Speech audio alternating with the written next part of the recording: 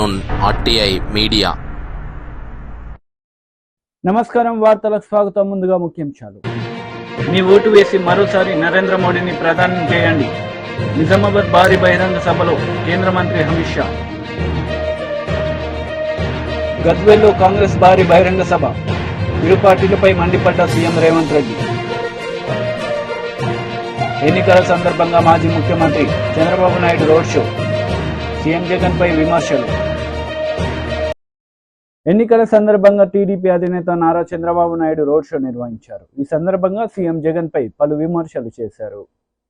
Mining mafia, 5వ రత్నం హత్యా రాజకీయాలు, 6వ రత్నం ప్రజల ఆస్తులు కబ్జా, 7వ రత్నం ఎర్ర చందనం స్మగ్లింగ్, 8వ రత్నం దాడులు కేసులు, 9వ రత్నం శవ రాజకీయాలు.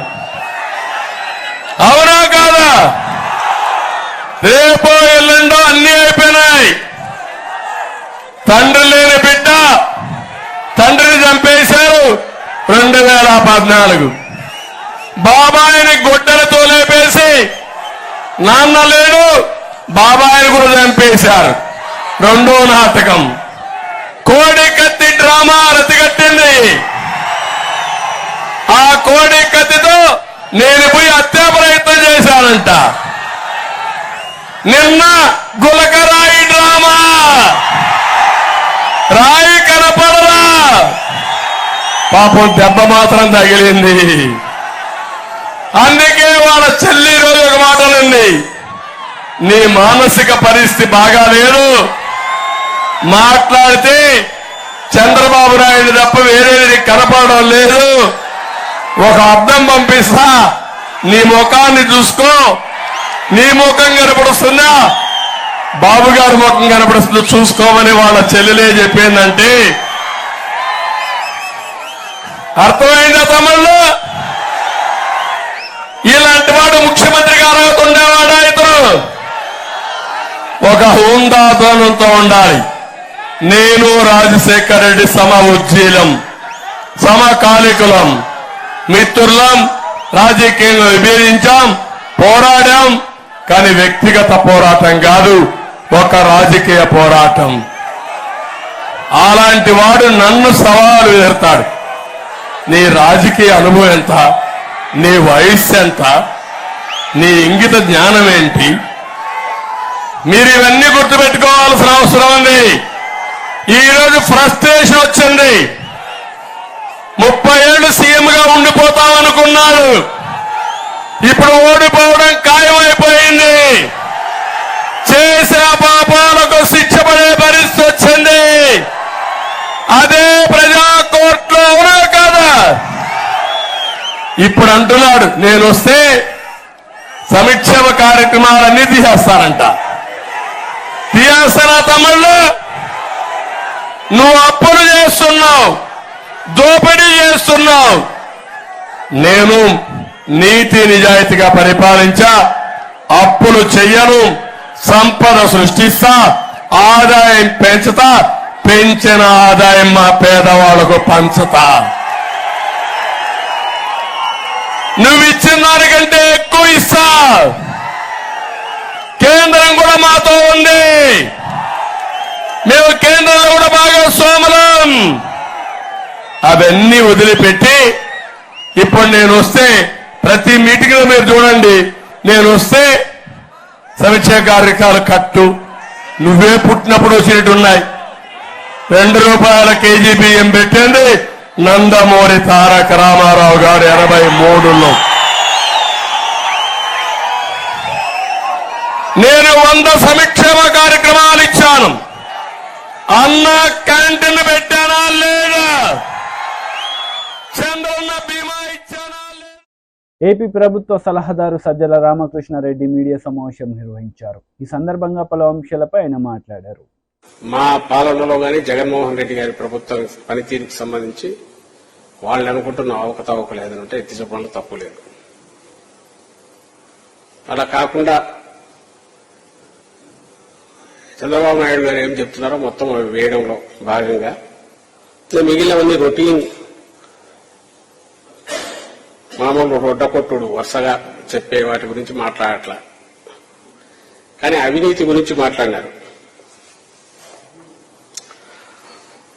జగన్మోహన్ రెడ్డి గారి ప్రభుత్వం వచ్చినప్పటి నుంచి అవినీతిలో కూరుకుపోయిందని, దానికి సంబంధించి మేము దీన్ని కూల్చేస్తాం కూటమి వచ్చని. రాష్ట్ర ప్రభుత్వం ఈ 5 ఏళ్లలో 2 ఏళ్లు కరోనా టైం తీసేస్తే, సంక్షోభం టైం ఎప్పుడైతే యాక్టివిటీ అంత నిల్లుందో, ఏదైనా యాక్టివిటీ అంటూ ఉంటే ప్రభుత్వం దాని కరోనా మహమ్మారిని ఎదుర్కోవడానికి చేపట్టిన చర్యల మీద అయ్యే ఖర్చులు కానీ, ఆ టైంలో కూడా సంక్షేమ కార్యక్రమాలు వదలకుండా పూర్తిగా ఏ ప్రామిస్ చేశామో దాని ప్రకారం జరపడం ద్వారా కానీ ఈ యాక్టివిటీ తప్ప, ఆ ప్రాసెస్ లో దేశంలోనే ఒక రోల్ మోడల్ గా తయారైన స్టేట్ మంది. మిగిలిన వాళ్ళు కూడా ఎస్ ఇక్కడ కరెక్ట్ గా ప్రభుత్వం ఏం చేయాలనో అవన్నీ చేస్తున్నారు, వైద్యపరంగా అలాగే ఆదుకోవడం పరంగా, అలాగే అది విస్తరించకుండా ఎక్కడికెక్కడ కట్టడి చేయడంలో కానీ ఈవెంట్లో అన్నింటిలో రోల్ మోడల్గా ఉందని కూడా అందరూ గుర్తించారు. ఈ కరోనా టైంలో కూడా యాక్టివ్గా ఉన్న ప్రభుత్వం ఏదైనా ఉంటే ఆంధ్రప్రదేశ్ ప్రభుత్వం ఒకటే, మన రాష్ట్రం ఒకటే. ఇక్కడ ఈ ఎవరు డిస్ప్యూట్ చేయండి ఒక డీబీటీ ద్వారానే 2,70,000 కోట్లు మనం ఈ 4 ఏళ్ల 8 నెలల్లో 10 నెలల్లో పూర్తిగా కిందికి నేరుగా మహిళల అకౌంట్లలోకి బెనిఫిషరీస్ లబ్దిదారులు అయిన కుటుంబాలకు సంబంధించి మహిళల అకౌంట్లలో చేర్చాం. అంటే ఇది ఎందుకు చెప్తున్నానంటే 2,70,000 కోట్లు నేరుగా ₹1 పిల్ఫరేజ్ అవినీతికి అవకాశం లేకుండా అంతకుముందు హయాంలో ఉన్న జన్మభూమి కమిటీ. వారాహి విజయబేరి బహిరంగ సభలో పవన్ కళ్యాణ్ పాల్గొన్నారు. ఈ సందర్భంగా ప్రజలను ఉద్దేశించి ఆయన ప్రసంగించారు. మీకు ఏం కావాలని అడుగుతారు.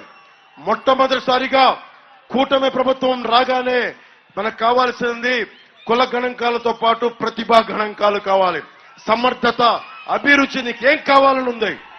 ఆ మూలన ఆడబిడ్డలు ఉన్నారు, మీకేం కావాలని ఉంది. ఇక్కడే ఉండిపోవాలనుకుంటున్నారా, భవిష్యత్తులో ఏం అవ్వాలని దానికి తగ్గట్టుగా ప్రధానమంత్రి గారి నేతృత్వంలో స్కిల్ డెవలప్మెంట్ కార్యక్రమాలు, ప్రోగ్రామ్స్ ముందుకు తీసుకెళ్తాం.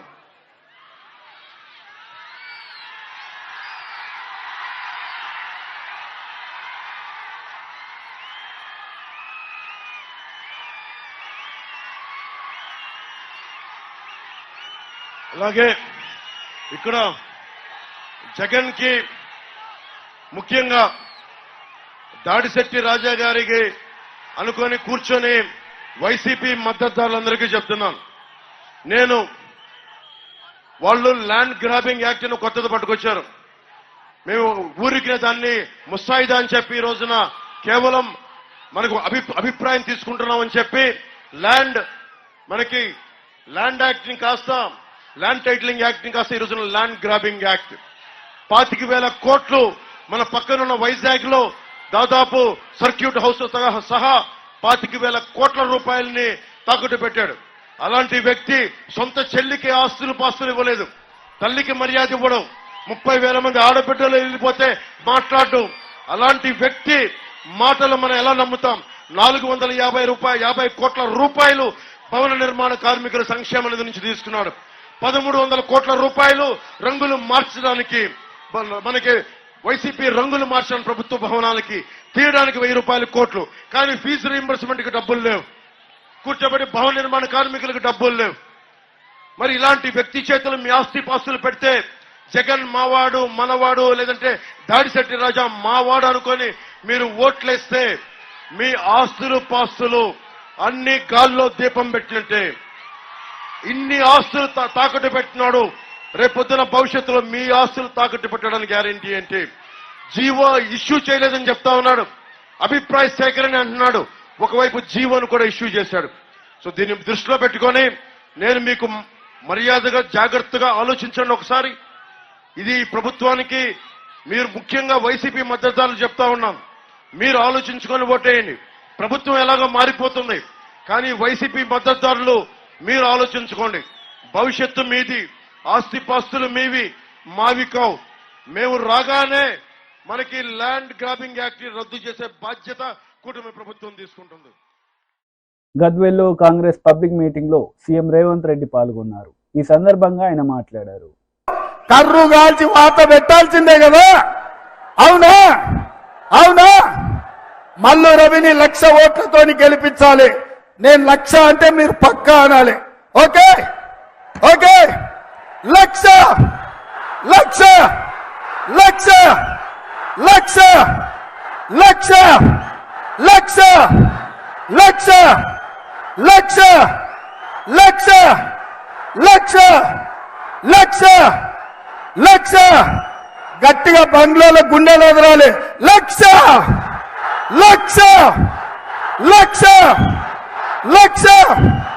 జై కాంగ్రెస్. మీకందరికీ తెలుసు, నడిగడ్డ రాజకీయం, బంగ్లాలో రాజకీయం మీకందరికీ తెలుసు. పొద్దటి పూట చెరో పార్టీలో ఉంటారు, రాత్రి అయితే ఇద్దరే ఒక్కటయ్యి మొన్న జరిగిన అసెంబ్లీ ఎన్నికల్లో కాంగ్రెస్ పార్టీని ఓడగొట్టడానికి బీఆర్ఎస్ బీజేపీలు ఒక్కటైనరు. మరి ఇవాళ అదే బంగ్లా రాజకీయం ఈ ప్రాంతంలో నడుస్తున్నది. బంగ్లా రాజకీయానికి గుణపాఠం చెప్పి శాశ్వతంగా సమాధి కట్టి ఈ గద్వాల, ఈ నడిగడ్డ కాంగ్రెస్ పార్టీ అడ్డ 3 రంగుల జెండా ఈ గడ్డ మీద ఎగరేయడానికి మీరందరూ సిద్ధంగా ఉన్నారనే సంగతి నాకు తెలుసు. అందుకే మిత్రులారా, ఈరోజు మీ అందరికి ఒకటే మాట చెప్తున్నా. 70 సంవత్సరాల తర్వాత మన పాలమూరుకి, తెలంగాణకు నాయకత్వం వహించే అవకాశం వచ్చింది.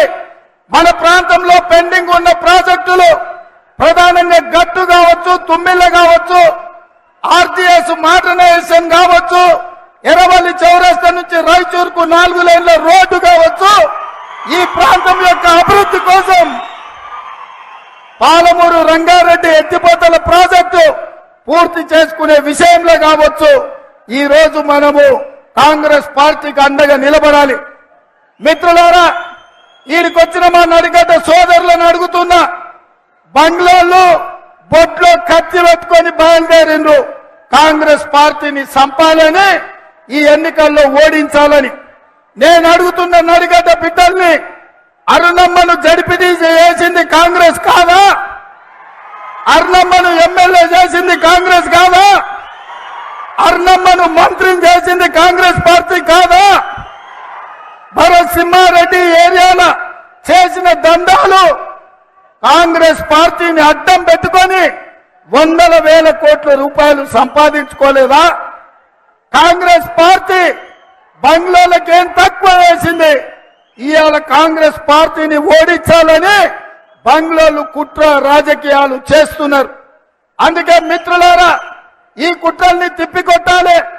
రాబోయే ఎన్నికల్లో కాంగ్రెస్ పార్టీని గెలిపించాలి.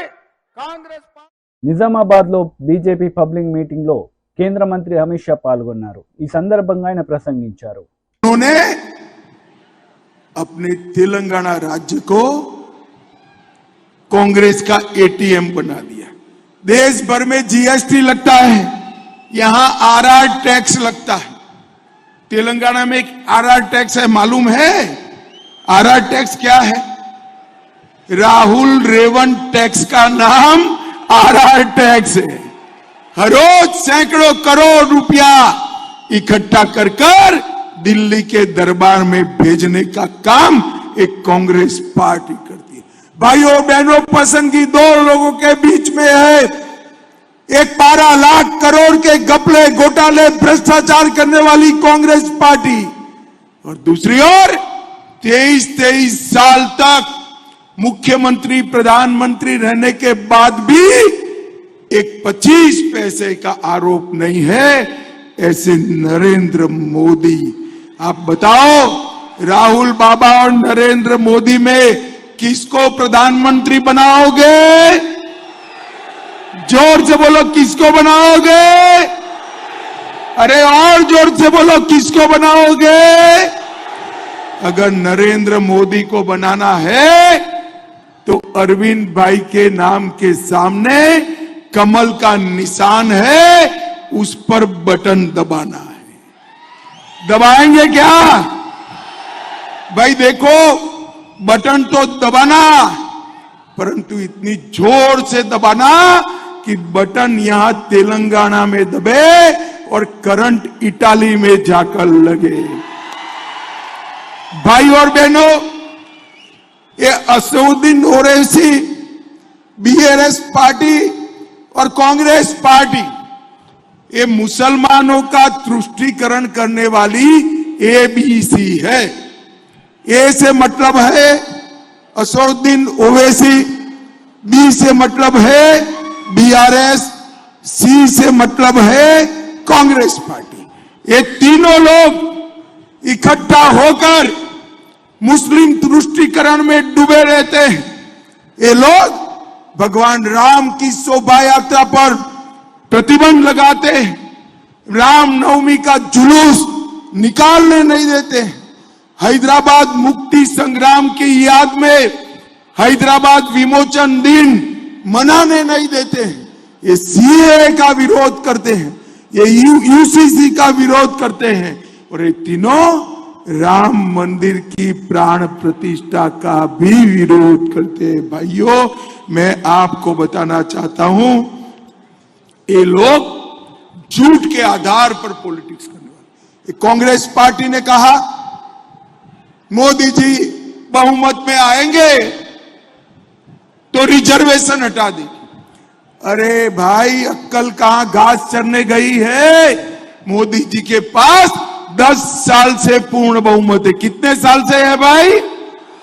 जोर से बोलो, कितने साल से?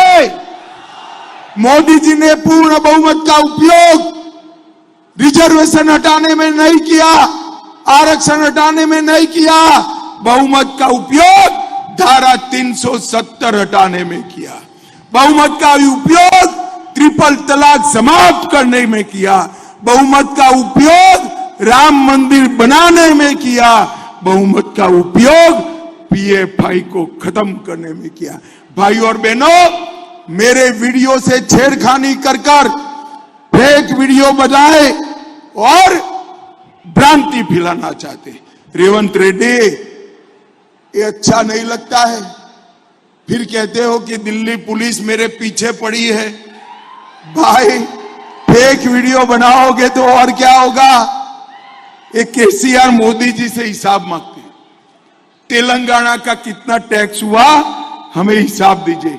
अरे केसीआर, तेलंगाना हिसाब तो मैं आराम से आज जल्दी है, जरा आऊंगा तब दे दूंगा, मगर शराब घोटाले में तेलंगाना की जनता का कितना रुपया खा गए, इसका हिसाब आप तेलंगाना की जनता को दीजिए। भाई, तेलंगाना की जनता, भाई और बहनों, ये बीआरएस पार्टी ने तेलंगाना को बर्बाद करने का काम किया है।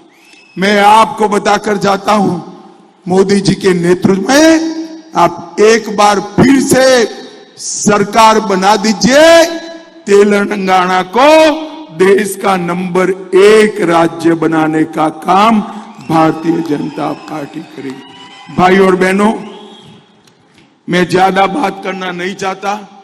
मोदी जी ने देश के 80 करोड़ गरीबों के लिए ढेर सारे काम किए। మాజీ మంత్రి హరీష్ రావు కీలక ప్రెస్ మీట్ నిర్వహించారు. ఈ సందర్భంగా పలు అంశాలపై వివరణ ఇచ్చారు. రాష్ట్రంలో ఉన్నటువంటి మహిళలకు సరాసరి అందుతుంది. చేత యోజన మార్చాలనుకుంటుంది. తెలంగాణ में हमने आपको गारंटी दी थी, उनको हमने पूरा करके दिखाया. తెలంగాణ ప్రజలకు మేము గ్యారెంటీలు ఇచ్చాము, అవి పూర్తి చేసి చూపించాము. महिलाओं के बैंक अकाउंट में 2500 रुपए తెలంగాణ की सरकार डालती है. తెలంగాణలో ఉన్న మహిళలకు 2500 రూపాయలు వాళ్ళ బ్యాంక్ అకౌంట్ లో నేరుగా వేస్తున్నది. 30,000 चुनाव.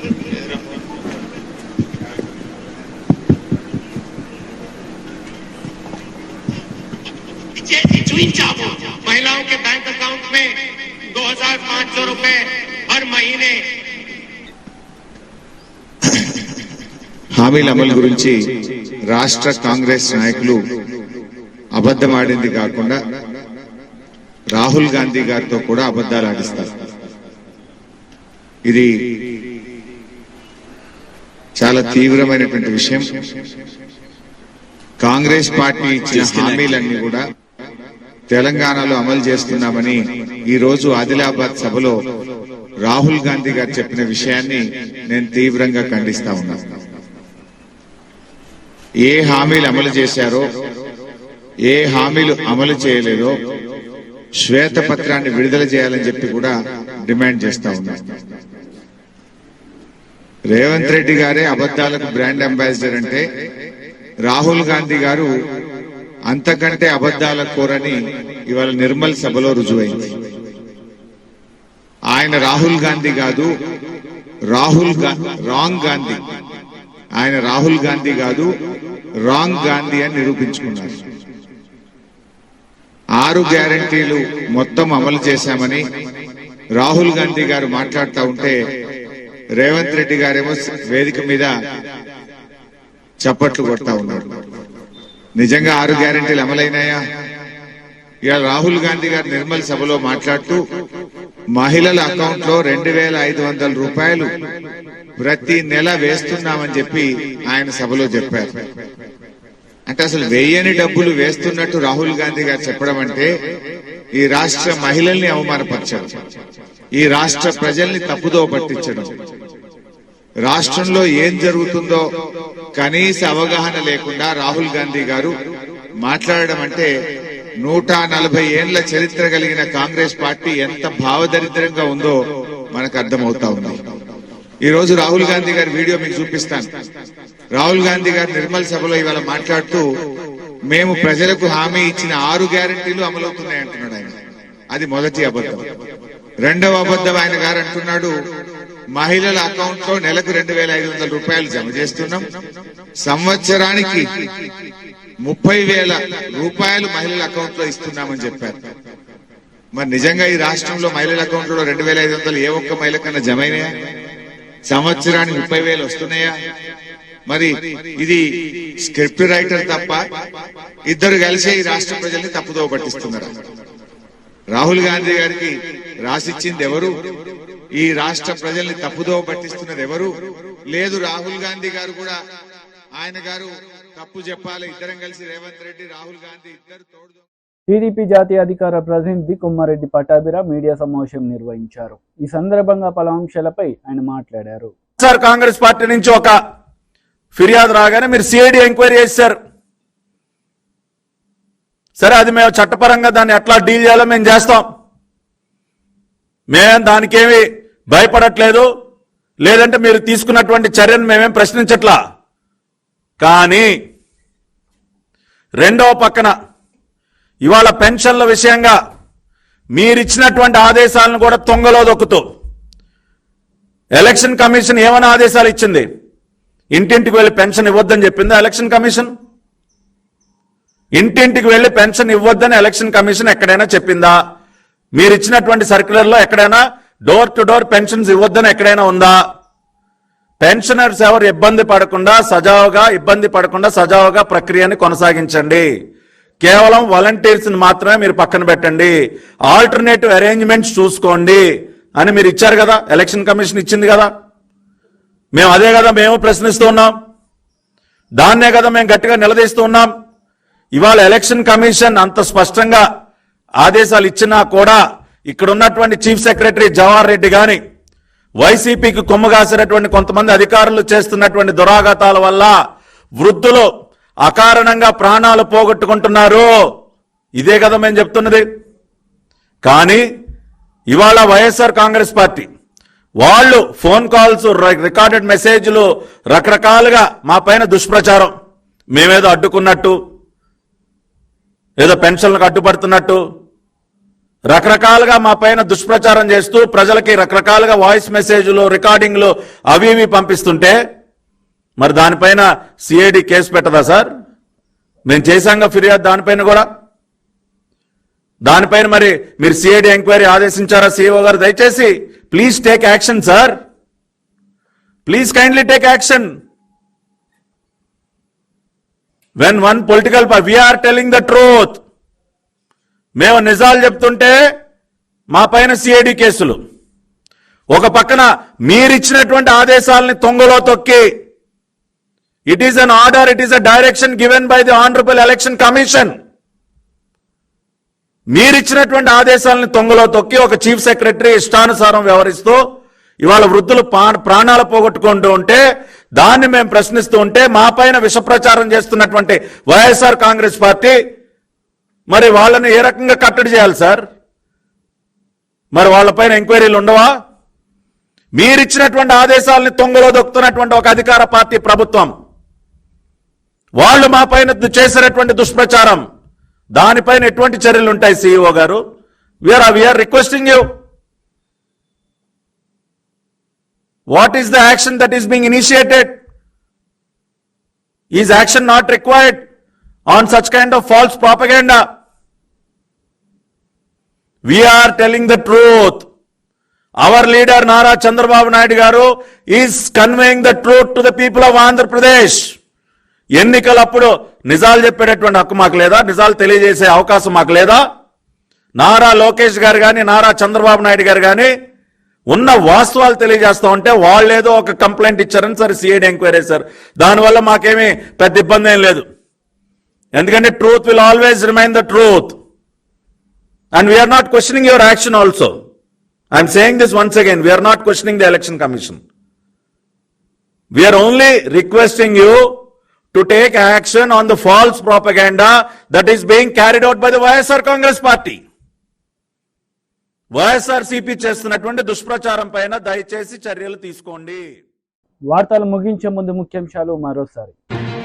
మీ ఓటు వేసి మరోసారి నరేంద్ర మోడీని ప్రధాని చేయండి. నిజామాబాద్ భారీ బహిరంగ సభలో కేంద్ర మంత్రి అమిత్ షా. గద్వేల్లో కాంగ్రెస్ భారీ బహిరంగ సభ, ఇరు పార్టీలపై మండిపడ్డ సీఎం రేవంత్ రెడ్డి. ఎన్నికల సందర్భంగా మాజీ ముఖ్యమంత్రి Chandrababu Naidu road show, CM Jagan పై విమర్శలు. ఈ వార్తలు ఇంతటితో సమాప్తం. తిరిగి ప్రసారమయ్యే వార్తల్లో మళ్ళీ కలుద్దాం. అంతవరకు సెలవు. నమస్తే.